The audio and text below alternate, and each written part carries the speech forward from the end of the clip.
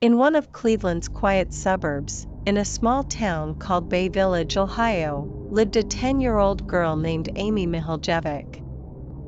A beloved, cheerful child, full of life. No one could have imagined that her name would remain etched for decades in America's memory as one of the most painful mysterious cases. On the morning of October 27, 1989, Amy went to her school as usual. A normal school day, friends, lessons, children's laughter, but that day was anything but ordinary.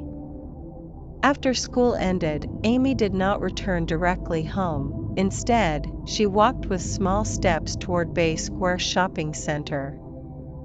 This meeting had been arranged in advance, with an unknown person. Just days earlier, Amy had received a mysterious phone call.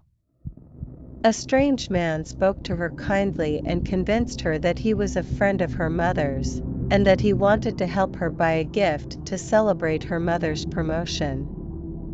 A simple, innocent idea for a 10-year-old child, but it was the trap that changed everything.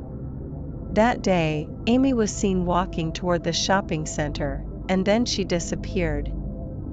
After hours of her absence, her brother noticed she was not home, so he spoke with their mother. He told her that Amy had said she would be a little late because she was going to a choir audition, and the mother had agreed. When the mother returned from work at exactly 5 p.m., she found her son at home and he told her that Amy had not come back yet. The mother began searching for her at the neighbors and went to the school to look for her, but found only her bicycle. Immediately she went to inform the police and filed a missing child report.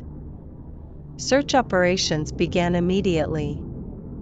Police, the FBI, thousands of volunteers, everyone searching, everyone hoping Amy would return to her family's arms. But hope was fading day by day. For months, Amy's picture hung everywhere, and her name was repeated endlessly in the media. On February 8, 1990, 106 days after Amy's disappearance, the devastating news came. A woman named Janet Siebold was exercising when she found Amy's body in a remote field in Ashland County, about an hour from Amy's home. She had been dumped near a rural road, and it appeared that her killer had left her there shortly after the abduction. The evidence was scarce but troubling. Her last meal contained soy, perhaps a Chinese dish. Yellow and golden fibers were found on her body. Her personal belongings had vanished, her horseback riding boots, her purse, her turquoise horse-shaped earrings, and even a binder bearing the slogan "Buick, Best in Class." All of this suggested that the killer had taken souvenirs. But the story did not end there. On the contrary, it began a decades-long investigation. Bay Village Police and the FBI launched the largest search in Ohio's history. 20,000 interviews, thousands of pieces of evidence, dozens of polygraph tests, and yet, no one was formally charged. But the case did not end. In 2006, investigators discovered that other girls in nearby suburbs had received calls similar to the one Amy had received. The same story, a mysterious man claiming to know their mothers and asking for help in buying a gift. How did he get their numbers? It seemed that girls who visited a local nature and science center wrote their phone numbers in a visitor logbook at the entrance.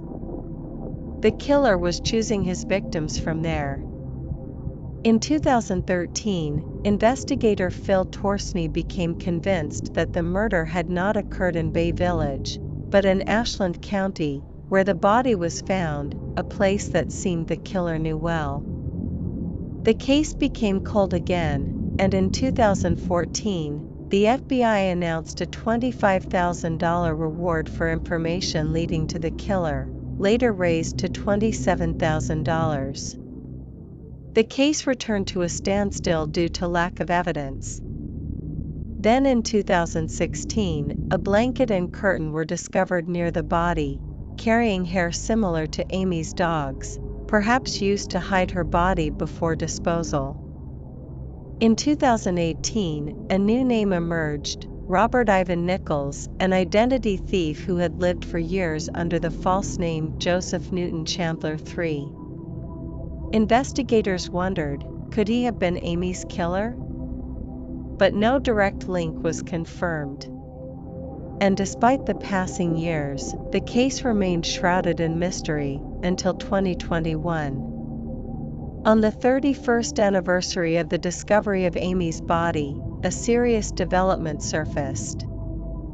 A woman came forward to police with information about her ex-boyfriend, Dean Runkle, a 64-year-old man who lived near the abduction site at the time of the crime.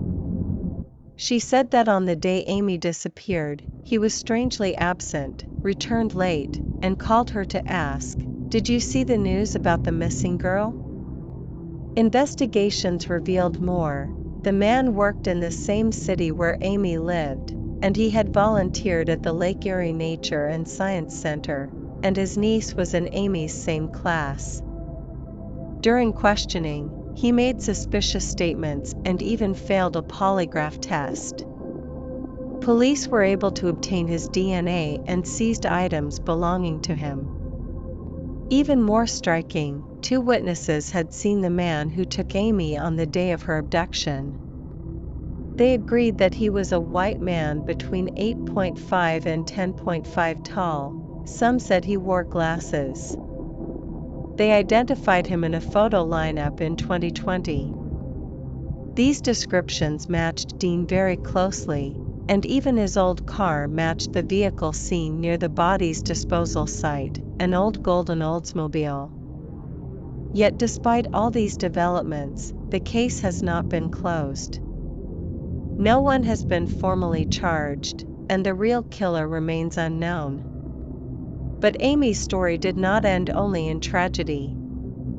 Her mother, Margaret, despite indescribable pain, founded an organization to help children and raise awareness of the dangers of strangers. She wanted her daughter's death to be a lesson that could save other children. But Margaret could not bear the trauma of losing Amy for long, and she passed away in 2001 at the age of 54 due to complications from alcohol addiction. And today, more than 30 years later, the unanswered question remains, who was the man who called Amy, and where is her little purse? Every story hides a secret. Share your thoughts in the comments, and don't forget to like and subscribe to uncover the next mystery.